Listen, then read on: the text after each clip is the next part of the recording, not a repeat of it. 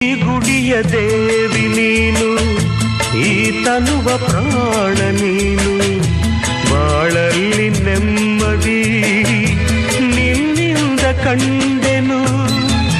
ನೀ ಅಳಲು ನೋಡಲಾರೆ, ನೀ ಇರದೆ ಬಾಳಲಾರೆ. ನನ್ನಲ್ಲಿ ಕೋಪವೇ ನಿನಗೆ ಬೇಡವೇ? ನೀ ದೂರವಾದರೆ ನನಗಾರು ಆಸರೆ. ನೆರಳನ್ನು ಕಾಣದ ಲತೆಯಂತೆ, ಬಿಸಿಲಿಗೆ ಬಾಡಿದ ಹೂವಂತೆ, ಸೋತಿದೆ ಈ ಮೊಗವೇಕೆ?